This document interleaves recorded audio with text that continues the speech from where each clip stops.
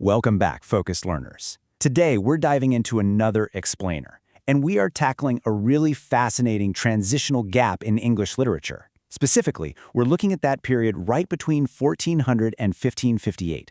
To make this the ultimate fast-paced exam prep, I'm joined by my co-host, and we are going tag team style through 15 absolutely crucial quiz questions. That's right, we're going to test your knowledge and cement these facts using a structured review.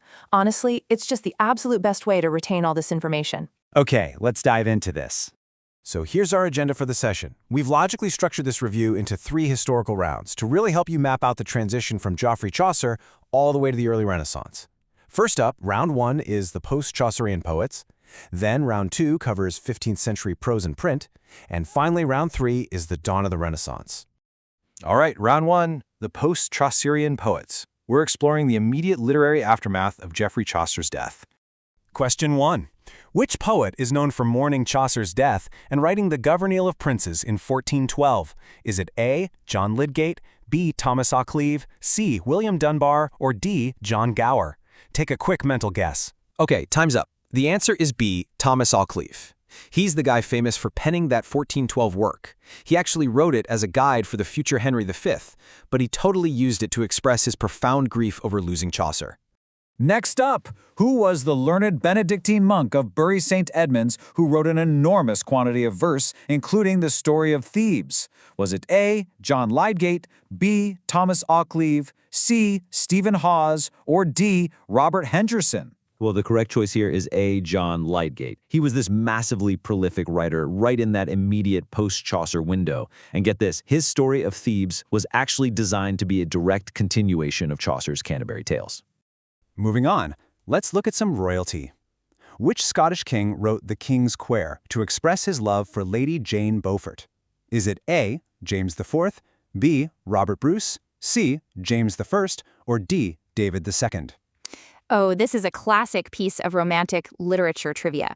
The Romantic monarch in question is C, James I. He actually wrote this beautiful poem while he was being held prisoner in England. And that actually connects perfectly to our next question. The rhyme royal stanza, which follows an A-B-A-B-B-C-C pattern, earned its name from its use by which poet?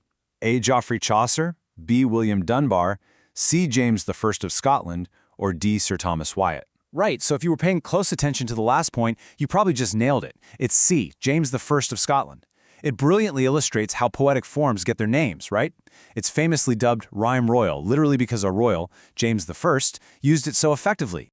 Let's broaden the scope a bit. Who is generally regarded as the greatest British poet in the period between Chaucer and Spenser? A. William Dunbar, B. John Skelton, C. Robert Henderson, or D. John Lydgate? Now, this is a major transitional title to hold, and the prestige goes to A. William Dunbar. He was the most versatile of the so-called Scottish Chaucerians, making him the absolute crucial literary bridge between those two giant figures. So basically, if you ever need to name the main connection between those eras, Dunbar is for sure your man.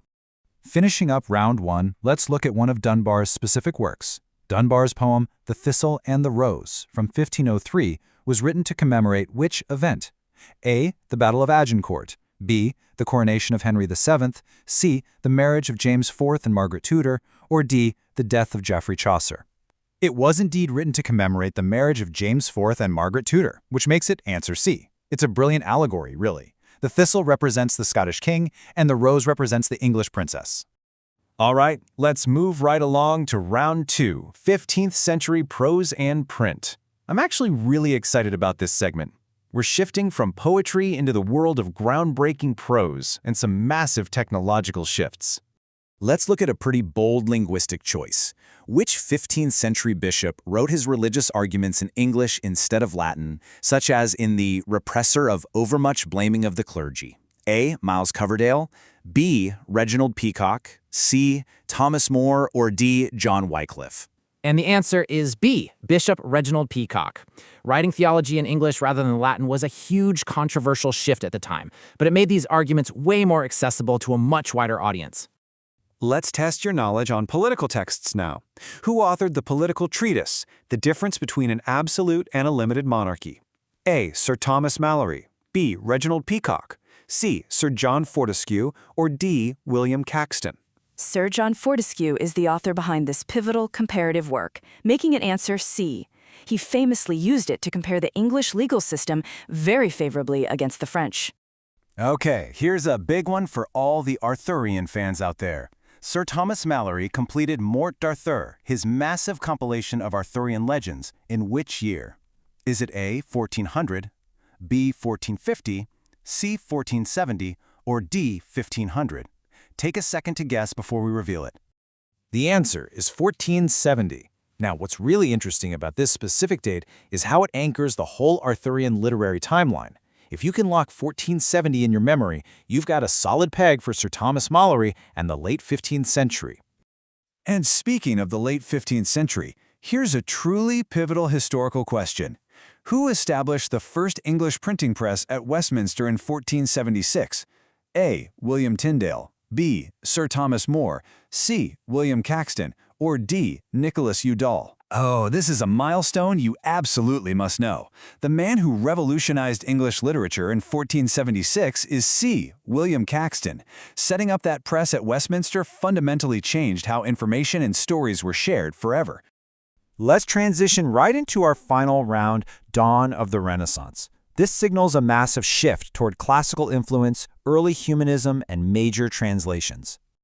Here's a great linguistic puzzle for you. Sir Thomas More's Utopia was originally written in which language in 1516? A. English, B. French, C. Greek, or D. Latin? It might be incredibly famous in English now, but the original was actually penned in D. Latin. Which brings up our immediate follow-up question. Who is responsible for the 1551 English translation of More's Utopia?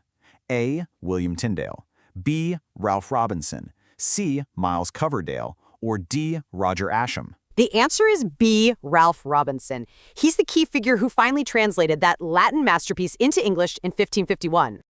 Next, we have a massive milestone in English publishing. Which English translator published the first complete English Bible in 1535? A. William Tyndale, B. Miles Coverdale, C. John Wycliffe, or D. Thomas Cranmer? So while Tyndale is incredibly famous for his earlier partial translations, the answer for the first complete published one is B. Miles Coverdale. Let's challenge you with this one. Roger Ascham's Toxophilus from 1545 is an early prose work, written in English on what subject? A. Education, B. The ideal state, C. Archery, or D. Political history? I kind of love this one because it's slightly surprising. It's C. Archery. Yep, an entire early prose work dedicated purely to the bow and arrow. And here's our final quiz question for today, bringing in some biting political satire. Which poet used a coarse, vigorous style for his satiric attacks on Cardinal Wolsey? A. Stephen Hawes, B. Sir Thomas Wyatt, C. John Skelton, or D. Henry Howard? The poet enthusiastically taking major shots at the powerful Cardinal Wolsey was C. John Skelton. He used such a unique, rapid-fire, breathless rhyme scheme that it actually became known as Skeltonics. And that perfectly wraps up our 15-question review. But before we go, I want to leave you with a final thought to chew on.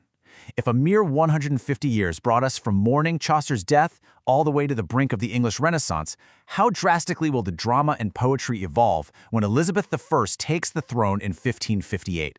Seriously, it's going to be an absolute explosion of creativity. Keep studying this review, absorb these facts, and be sure to return for the rest of our Literary Explainer series to find out what happens next.